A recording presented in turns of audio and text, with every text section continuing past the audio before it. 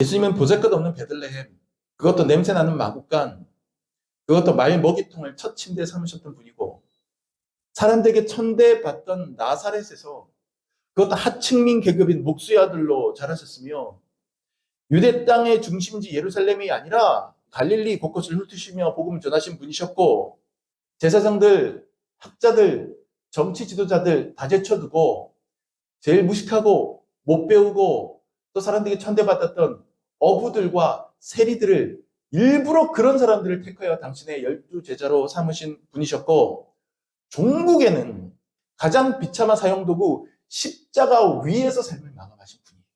그런데 그런 예수를 믿는다고 하면서도 화려하고 성공하고 높은 자리에 올라가고 받는 것을 예수 잘 믿어 복 받을 증거라고 제시하는 이 땅의 교회들이 과연 예수 믿는 교회입니까? 예수 전하는 교회입니까?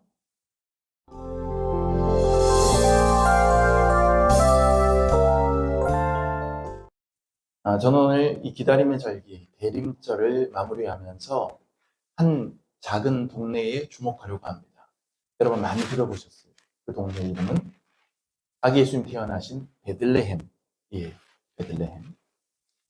메시아가 어디서 탄생할 것이냐, 장차 오신 메시아가 어디서 탄생할 것이냐라고 하는 문제는 뜻밖에도 구약 성경에 미리 써 있었습니다. 메시아는 베들레헴에서 태어날 것이다. 그게 어디 나오냐면 예수님 태어나셨을 때 동방에서 박사들이 찾아오잖아요. 동방박사 세 사람이 이렇게 불렀는데 찬송가가 바뀌었죠. 동방에서 박사들이 바뀌었어요. 왜 바뀌었느냐? 동방박사가 세 사람이라는 근거는 어디에도 없어요.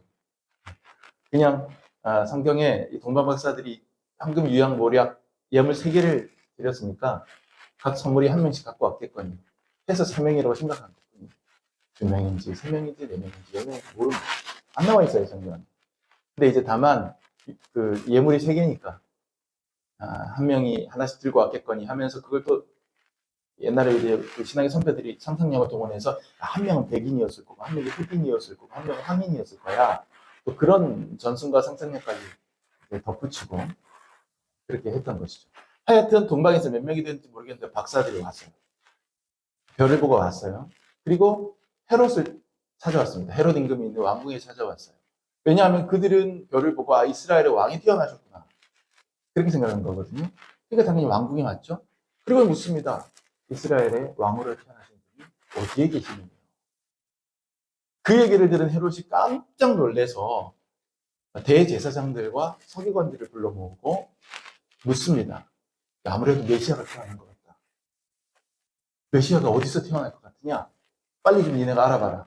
그러니 대제사장과 서기관들이 다 모여 앉아가지고 한참 동안 성경을 뒤진 다음에 돌아가서 헤롯 왕에게 대답했던 것이 바로 오늘 우리가 찾아가던 구약 성경 본문 말씀, 미가서 5장 2절 말씀이에요. 베들레헴 에브라다야, 너는 유다 족속 중에 작을지라도 이스라엘을 다스릴 자가 네게서 네게로 나올 것이라. 그의 근본은 상고의 영원에 있느니라. 이 구절을 딱 들이대면서 베들레헴입니다. 그렇게 얘기했고, 헤롯이 동방박사들에게 베들레헴으로 가보시오 해놓은 다음에 아기가 태어난 걸 확인하면 나한테 꼭 알려주시오 이렇게 당부해 놓은 겁니다.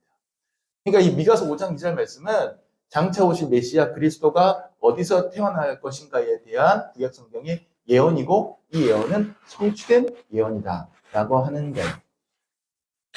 이 말씀 보면 메시아를 낳은 거룩한 도성 베들레헴을 의인화해서 표현하고 있거든요. 도시를 향해서 마치 사람처럼 부르고 있어요, 하나님이. 베들레헴 에브라다야, 너는 유다 족속에 작을지라도 이스라엘 다스릴 자가 너에게서 나에게로 나올 것이다. 너에게서 나와서 하나님의 뜻 가운데로 나올 것이다. 이렇게 얘기를 하고 있거든요. 그래서 베들레헴은 구원자를, 메시아를, 그리스도를 배출할 특별한 동네로 지명되고 있어요. 저는 어떤 면에서는 우리 교회가, 주님의 교회들이 베들레헴이라고 생각합니다. 다소 도전적인 시도가 될지 모르겠지만 저는 본문에 이 베들레헴이라는 단어 대신에 오늘날 교회라고 하는 단어를 넣어도 이 시대에 참 적절한 말씀으로 변하지 않을까 생각을 합니다. 이 시대의 교회들아, 너는 비록 작을지라도 이 세상을 구원할 힘이 네게서 내게로 나올 것이라. 이 시대의 교회는요, 예수님의 사랑을 세상에 끊임없이 나아야 하는 의무를 지닌 존재입니다. 우리는 이 시대의 베들레헴이 되어서 이 시대에, 이 세상에 예수의 소식과 예수 구원의 능력을 끊임없이 흘려보내야 합니다. 그렇다면 베들레헴 같은 교회, 어떤 교회냐? 베들레헴이 되어야 한다라고 하는 건 우리 성도들에게, 우리 교회들에게 어떤 의미인가? 오늘 본문에서 특히 2절 말씀에서 세 가지 단어에 좀 주목해 보고 싶습니다. 첫 번째는 베들레헴이에요. 말 그대로 베들레헴. 베들레헴이라고 하는 이 동네 이름을 주목해 보자라고 하는 거죠. 베들레헴은 떡집, 빵집 이런 뜻입니다. 히브리어에서 베, 뜻, TH 발음이요. 번데기 발음, 베 하면 집이에요. 하우스.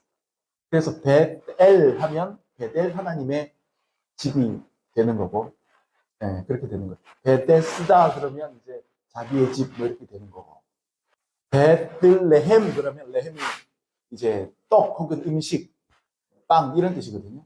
베들레헴은 떡집이라는 뜻입니다. 그래서 이 베들레헴이 비교적 비옥한 평야 지대에 자리를 잡고 있기 때문에 아마 그런 이름이 붙은 것 같아요. 제비한 곡식으로, 우리식으로는 떡일 거고 거기식으로는 빵일 거고 만들어 먹는 것이라고 해서 그런 이름이 붙은 것 같습니다. 이름 뜻을 그대로 적용해 보면 예수님은 떡집 아들이에요. 떡집 아들. 이것이 참 의미심장한 이름이에요. 예수님께서 나중에 공생의 기간 중간에 무엇이라고 말씀하시느냐 하면 요한복음 6장 51절 한번 띄워주세요. 위 한번 같이 읽어보시죠. 시작. 나는 하늘에서 내려온 살아있는 떡이니 사람이 이 떡을 먹으면 영생하리라. 내가 줄 떡은 곧 세상의 생명을 위한 내 살이니라 하시니라. 아멘. 예수님께서는 내가 뭐라고 얘기했어요? 나는 생명의 떡이다라고 얘기했어요. 생명의 떡이다. 그뿐인가요? 예수님께서 잡히시던 날 밤 제자들과 함께 성만찬을 제정하실 때 그때 떡을 들고 축사하시면서 뭐라고 하셨느냐? 밑에 같이 읽읍시다. 시작.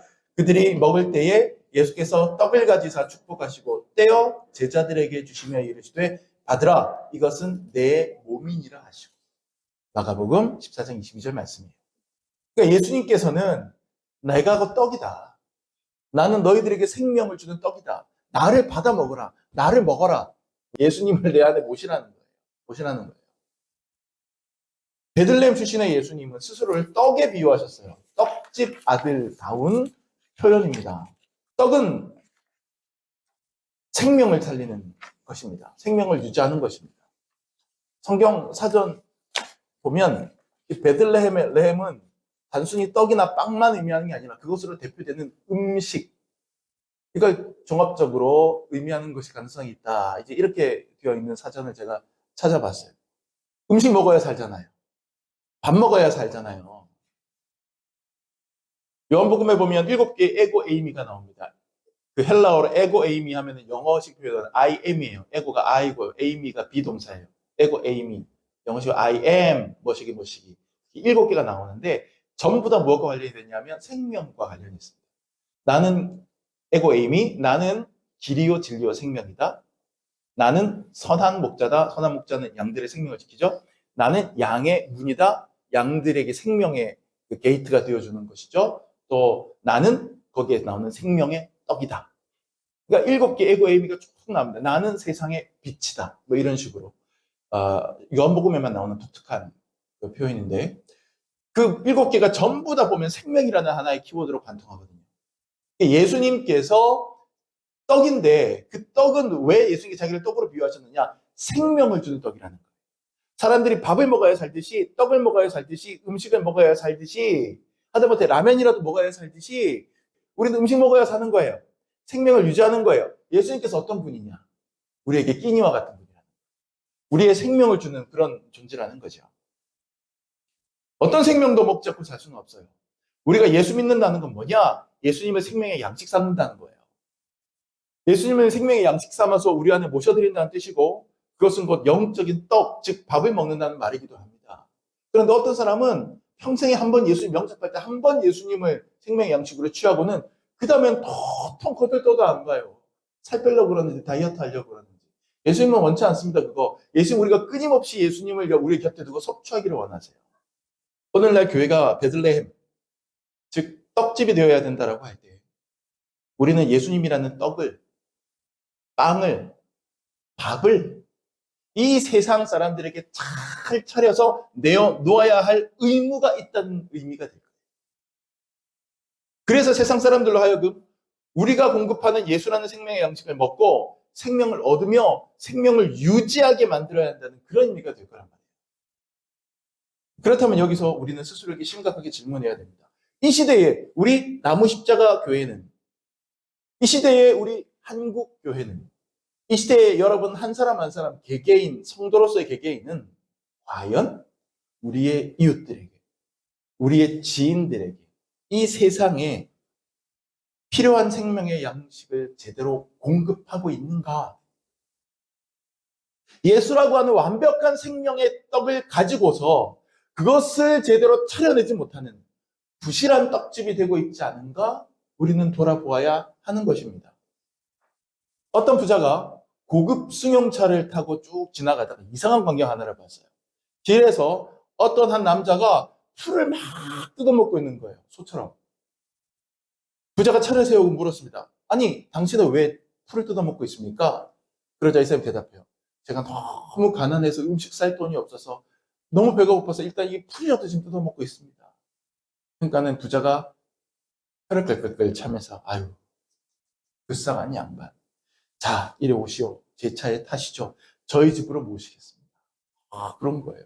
그러니까 이 사람이 그 차에 얻어 타고 너무 감격해서 야, 이제 이 부자가 자기 집으로 데리고 가서 나에게 뭔가 먹을 거를 좀 차려주려나 보다. 그래서 그냥 너무 감격해서 이렇게 얘기하는 거예요. 감사 인사를 하는 거예요. 저를 집에 초대해 주시다니 정말 친절하시군요. 그러자 이 부자가 이렇게 대답합니다. 아이, 별 말씀을요. 우리 집 마당에 잔디가 30cm나 넘게 자랐습니다. 마음껏 드실 수 있을 겁니다. 그리고 데려가는 거예요. 그러니까 이 사람은, 이 부자는 이 가난해서 풀만 먹는 사람에게 제대로 된 밥을 제공해 줄 마음이 없는 거예요. 자기 집에 데리고 가서 그냥 풀떼기나 먹여도 괜찮다고 생각하는 거죠. 제대로 된 양식을 잘 차려서 주어야 될 의무가 교회에 있어요. 제대로 된 떡집이 되어야 해요. 그런 교회가 세상 사람들 데려다가 세상 사람들이나 뜯어먹고 살던 그 똑같은 풀만 준다면 얼마나 부끄러운 일이고 얼마나 우리 주님께서 속상해하시고 분노할 일이겠습니까? 교회는 세상에 예수님이라는 떡을 주어야 하는데 예수가 빠진 엉뚱한 것들로 상차림하는 경우를 많이 봅니다. 어떤 때는요, 목사들이 주일 낮 예배 설교를 하는데 예수라는 두 글자가 단 한 번도 나오지 않는 경우가 있어요. 기도할 때.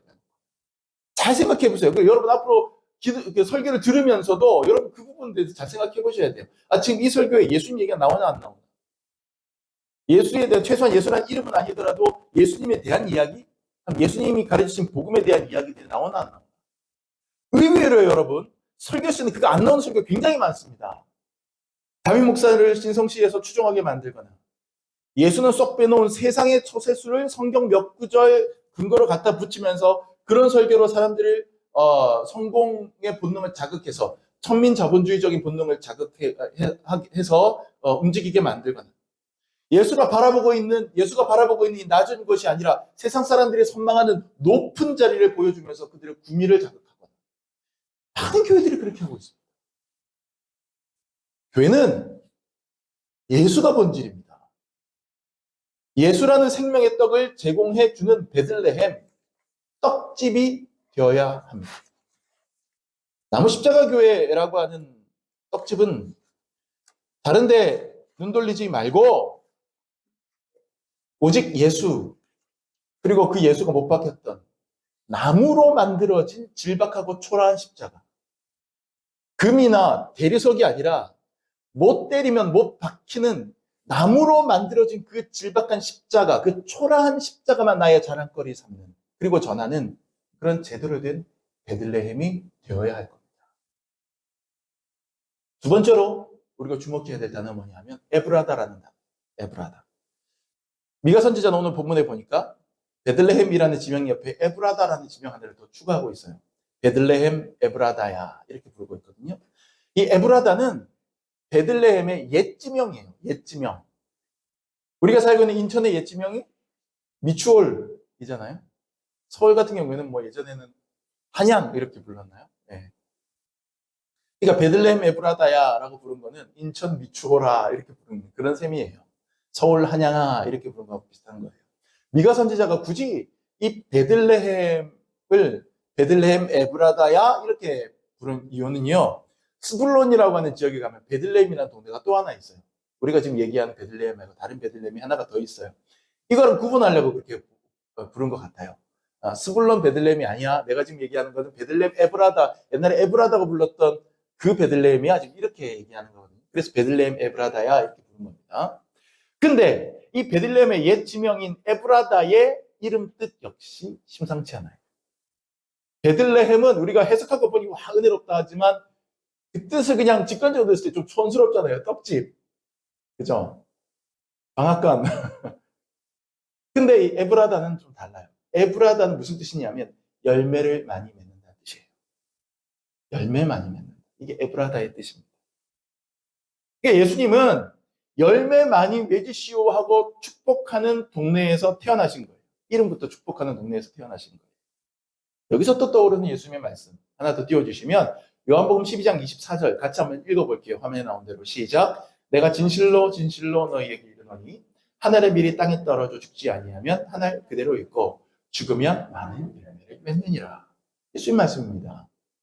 예수님은 자기를 희생해서라도 장차 많은 열매가 세상에 나올 것을 기대하셨어요.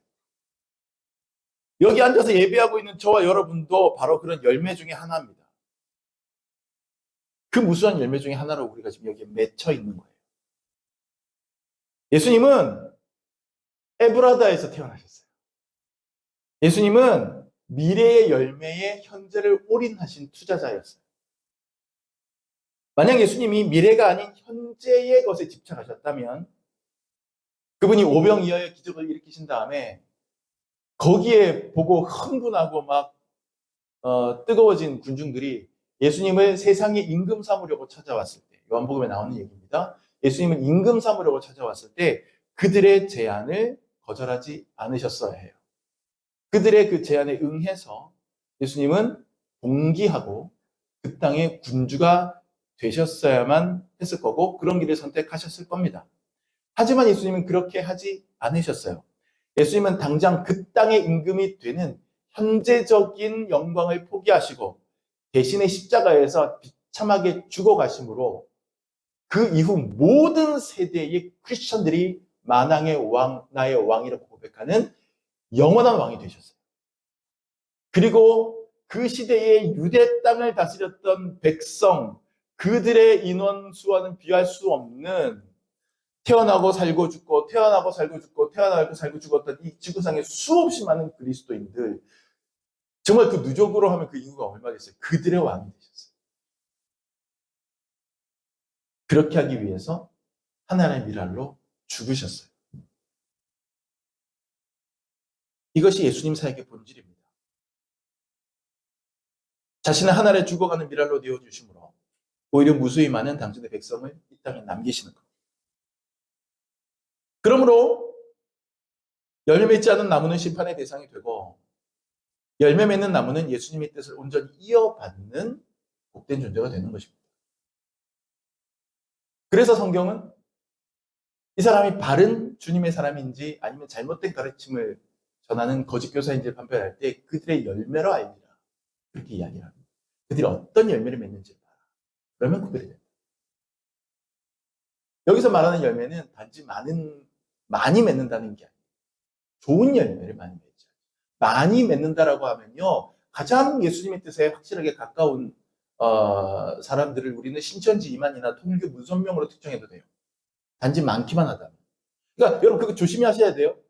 우리 교회 안에서도 우리 기독교회 안에서도 어떤 교회가 어떤 목사님이 정말 하나님의 뜻을 놀랍도록 잘 이루어냈다라고 하는 근거로 하나님 이분을 택하시고 거룩하게 하셨다는 근거로 이분이 어느 정도 사이즈의 교회를 만들어냈는지, 이분의 몇 명의 군중들이 몰려갔는지, 이 교회에 얼마나 많은 교인들이 늘어났는지, 이걸 보면서 이 교회는 이 정도 됐으니까 하나님께서 이 택하신 거예요. 아니, 그렇게 보시면 안 됩니다. 왜냐하면 그렇게 보는 순간 신천지 이만희야말로 놀라운 선지자가 돼버려요. 통일교 문선명이야말로 놀라운 선지자가 돼버립니다. 그러니 열매는 단순한 개수로 보는 게 아니에요. 많아야 되지만 어떤 열매를 맺느냐, 좋은 열매를 맺느냐, 안 좋은 열매를 맺느냐를 봐야 하는 거예요. 예수님께서는 복음의 열매, 구원의 열매, 사랑의 열매, 생명의 열매를 이 땅에 무수히 퍼뜨리고 가셨어요. 그리고 지금도 살아계셔서 역사하시고 우리에게 열매를 또 맺으라고 말씀하시는 겁니다. 민꽃 식물이라는 게 있어요. 민꽃 식물. 고사리처럼 아예 꽃도 피지 않고 열매도 맺지 않는 그런 식물을 말해요. 민꽃 식물. 화면 보여주세요. 여러분, 어떤 교회, 어떤 성도들은 이 고사리 같은 민꽃 식물과 같아서 분명히 예수 믿고 구원받아서 주님의 뜰에 심겨졌음에도 어떤 꽃의 향기도 맡을 수 없고 어떤 열매도 거기서 기대할 수 없는, 단지 머릿수만 채우는 것으로 만족하는 그런 성도들이 있습니다. 하나님께서 기뻐하시겠습니까? 그런가 하면 파인애플 같은 성도, 파인애플 같은 교회도 있습니다. 파인애플은 배추포기처럼 줄기 하나에 큰 열매가 하나씩만 탁탁 맺힙니다. 땅에서 이렇게, 땅에 가까이 이렇게 맺혀요. 어떤 교회, 어떤 성도들은 파인애플과 같아서 그냥 자기 한 포기, 내 인생 한 포기, 내 할 목 하나 가까스로 하는 것에 만족합니다. 예배며 헌금이며 최소한의 의무사항은 수행하지만 그 외에 변화된 삶의 열매도, 전도의 열매도, 사회적인 참여도, 사회의 정의를 외치는 일에도, 그리고 선교하는 일에도 관심을 기울이지 않습니다. 물론 고사리 같은 민꽃 식물보다야 낫겠지만 이 역시 아주 훌륭하다고 말할 수는 없습니다. 하지만 어떤 교회, 어떤 성도들은 바나나 나무와 같습니다. 바나나 나무는 한 송이에, 일단 여러분 동서로마트 가서 보시면 바나나 한 개씩 파는 거 보셨어요? 하나씩 한 송이씩 팔아요. 어제 가격 기준으로 1980원, 그저께 기준은 1870원. 자, 한 송이만 해도 그렇게 여러 개 바나나가 열립니다. 그런데 그렇게 여러 개가 열리는 이 송이가, 바나나 나무에는 한 줄기에 한 층이 그렇게 여러 송이가 줄줄줄면서 맺혀서 달려요. 그런데 그걸로 끝나는 게 아니에요. 한 줄기에 그렇게 여러 개가 있는, 여러 송이가 있는 층이, 여러 층이 달려요. 사진에서 보시는 것처럼. 바나나 나무는 저 줄기 하나에 바나나가 몇 송이가 달리는지 몰라요. 어떤 교회, 어떤 성도들은 이 바나나 나무와 같아서 계속해서 무수한 열매를 맺되 하나의 층위에서만 맺는 게 아니라 삶의 영역에서도 맺고, 전도의 영역에서도 맺고, 능력의 영역에서도 맺고, 성령의 은사의 열매도 맺고, 하나님께서 우리에게 허락하시는 곳에서 다양하게 자기의 열매를 맺어가려고 노력을 하고 그 열매를 이 세상에 남기고 퍼뜨리기 위하여 노력을 합니다. 그래서 세상에 관심을 기울이고, 환경 문제에 관심을 기울이고, 정치 문제에도 관심을 기울이고, 해외 선교에도 관심을 기울이고, 또 내 바로 옆집 사는 사람들의 궁극한 삶에도 관심을 기울이고, 그렇게 다양한 열매를 맺는 거예요. 좋은 의미의 오지랖하죠. 이것이 에브라다입니다. 우리가 베들레헴을 넘어서 에브라다가 되려면 최선을 다해서 열매 맺어야 돼요. 나무 앞에 서신 예수님은 나무에게서 열매를 찾으실 것입니다. 나무 앞에 서신 예수님은 그저 나무 그늘에만 만족하시지 않습니다. 무화과 나무 앞에 서신 예수님은 무화과 나무에서 열매를 찾으셨습니다. 우리 개개인은, 또 우리 교회는 에브라다가 되어야 됩니다. 그럼 열매 맺고 계십니까? 저는 여전히 주님 앞에 죄스럽습니다. 우리 공동체가 열매가 아직 너무 적고 너무 부끄럽습니다. 우리 교회 공동체가 더 많은 열매를 맺고 싶습니다. 에브라다가 됩시다. 에브라다의 그런 기적이 여러분 개인의 삶에 우리 공동체에 있어지기를 축원합니다. 마지막으로 제가 오늘 2절 본문 말씀에서 주목하고 싶은 표현은 작을지라도라고 하는 표현입니다. 베들레헴 에프라다야, 너는 유다 족속 중에 뭐 할지라도 작을지라도, 이렇게 되어 있습니다. 작을지라도라는 말은 작아서 실망이라는 어감입니까? 아니면 작다고 기죽지 말라는 어감입니까? 후자 쪽이죠. 작으니까 뭔가 문제가 있는 거야, 이런 뜻으로 위축되지 말라는 어감 아닙니까? 영어 성경을 보면 though라는 단어를 사용하고 있습니다. though인가요? do인가요? 네, 저도 영어 실력이 짧아서. 뭐뭐임에도 불구하고, 뭐뭐일지라도, 이렇게 해석되는 단어 아니겠습니까? 다시 말해서 베들레헴이 비록 다른 대도시들에 비해 상대적으로 작을지라도 정작 메시아는 큰 도시가 아니라 바로 너처럼 작은 동네에서 나올 것이다. 여기서 작다는 뜻으로 사용된 히브리어 원어 차이르라고 하는 단어는요, 단지 사이즈가 스몰 사이즈다라고 하는 의미가 아니에요. 이거는 좀 퀄리티, 어떤 질적인 어떤 그런 의미도 같이 갖고 있는 단어입니다. 사이즈가 작다는 뜻도 되지만 천하다, 보잘것없다, 뭐 그런 뜻 갖고 있는 단어입니다. 그러면 사이즈가 작다고 해서 그게 보잘것없지는 않는 경우가 많잖아요. 그런 거 있잖아요. 여러분 딱 떠오르는 거 있잖아요. 요만한데 반짝반짝하고 편안한데 이상하게 다들 환장하고 뭐 그런 거 있잖아요. 말하지 않아도. 그거 보잘것없다고 얘기하지 않잖아요. 작지만. 그러니까 여기서 말하는 차이는 단순히 사이즈, 어떤 물리적인 크기, 그걸 얘기하는 게 아니에요. 사람들이 천하다고 얘기하는 거예요. 사람들이 천대하는 거예요. 사람들이 보잘것없다고 생각하는 거예요. 주목하지 않는 거예요. 그런 곳에서 예수님이 태어날 것이다. 이것이야말로 예수님의 이미지가 딱 들어맞습니다. 석가모니는 왕자의 신분으로 태어났습니다. 하지만 예수님은 시골 목수의 아들로 태어났습니다. 그것도 어머니 마리아가 몸풀 곳을 찾다 찾지 못해서 어쩔 수 없이 허름한 마국간 지푸라기 위해서 낳았고, 금침 깔린 귀한 요람 대신에 짐승들이 혓바닥으로 쭉쭉 핥아먹는 먹이통, 거기에 처음으로 침대 삼아 눕혀주셨습니다.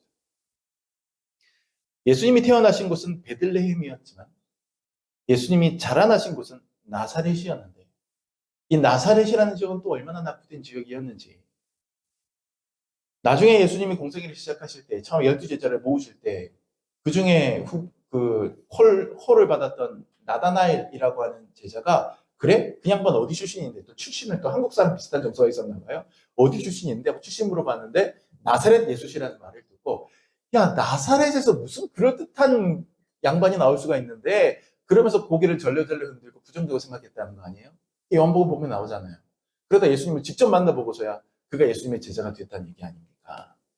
그 정도예요. 예수님이라는 분을 묵상할수록 예수님은 우리가 집착하는 세상의 외적 조건을 무력화시키는 그런 분이라는 생각을 하게 됩니다. 예수님은 전두환처럼 육사 하나회 출신도 아니고, 이명박처럼 고려대 소망교회 영남 출신 고소영도 아니며, 예수님은 윤석열처럼 충암고 서울대 라인도 타지 않았습니다. 예수님은 보잘것없는 베들레헴, 그것도 냄새나는 마국간, 그것도 말 먹이통을 첫 침대에 삼으셨던 분이고, 사람들에게 천대받던 나사렛에서 그것도 하층민 계급인 목수의 아들로 자라셨으며, 유대 땅의 중심지 예루살렘이 아니라 못 사는 동네들 모여있는 갈릴리 곳곳을 훑으시며 복음을 전하신 분이셨고, 그리고 똑똑한 사람들, 제사장들, 학자들, 정치 지도자들 다 제쳐두고 제일 무식하고 못 배우고 또 사람들에게 천대받았던 어부들과 세리들을, 일부러 그런 사람들을 택하여 당신의 12제자로 삼으신 분이셨고, 종국에는 모든 사람들이 다 끔찍하게 생각하는, 기피하는 가장 비참한 사형도구 십자가 위에서 삶을 마감하신 분이에요. 모든 삶이 그래요, 예수님. 그런데 그런 예수를 믿는다고 하면서도 화려하고 성공하고 높은 자리에 올라가고 받는 것을 예수 잘 믿어 복 받을 증거라고 제시하는 이 땅의 교회들이 과연 예수 믿는 교회입니까? 예수 전하는 교회입니까? 저는 속이 터지는 거예요. 베들레헴 에브라다, 보잘것없는 것. 너는 유다 족속 중에 작을지라도 예수님 그곳에서 태어나셨어요. 또 그럴지라도, 비록 천할지라도, 비록 보잘것없을지라도 메시아 그리스도는 그 보잘것없는 자리를 택하셔서 당신의 삶을 여셨고 사셨고 가셨습니다. 만약 여러분의 삶이 다른 이들의 삶과 비교하여 부족해 보이고 열등해 보이고 보잘것없게 느껴진다 하여도 또 그럼에도 불구하고 우리 주 그리스도는 여러분의 삶에 오시고 여러분을 통해 충분히 일하십니다. 비록 우리 남은 십자가 교회가 작고 미약하고 재정이 쪼들려서 아둥바둥거리는 힘겨운 공동체라 하여도 또 그럼에도 불구하고 우리 예수님은 우리 공동체 안에 태어나시고 우리 공동체를 통해 세상에 당신을 보이시고 우리 공동체를 통해 일하실 것입니다. 우리는 기꺼이 작은 자를 자처해야 합니다. 바로 저와 여러분이 차이를 작고 보잘것없는 인생이고 공동체를 하여도 차이를 우리가 담아내고 있는 예수님은 그렇지 아니하니 우리는 결코 작지 않으며 우리는 결코 보잘것없지 않습니다. 주님께서는 우리의 작음을 통해 크게 일하실 것이고 우리의 연약함을 통해 당신의 강함을 증명하실 것이며 우리의 보잘것없음을 통해 당신의 존귀하심을 드러내실 것입니다. 그러니 우리는 작지만 작지 않고 우리는 천하지만 천하지 않으며 우리는 연약하지만 강하며 우리는 보잘것없지만 특별합니다. 이것이 우리가 기다리는 예수고 작고 보잘것없는 우리 공동체가 이 시대의 베들레헴 에브라다로 쓰임받을 수 있는 성경적 근거가 되는 것입니다. 미가 선지자의 입을 통해서 하나님께서 부르신 이 다정한 한마디, 베들레헴 에브라다야. 이 따뜻한 부름이 저와 여러분의 이름이기를 바랍니다. 이 귀한 예언이 우리 나무 십자가 교회 공동체를 부르신 부름이기를 기대합니다. 우리는 이 세상에 떡을 주어야 하고 바나나처럼 무수한 열매를 맺어야 하며 작지만 결코 작지 않은 일을 해내야 합니다. 예수님이 오십니다. 이 시대의 베들레헴 에브라다로서 이 세상에 예수님의 사랑을 잘 차려놓아서 저와 여러분의 삶, 우리 공동체의 사역이 제대로 된 베들레헴 에브라다의 사역이 되기를 축복합니다. 기도합시다.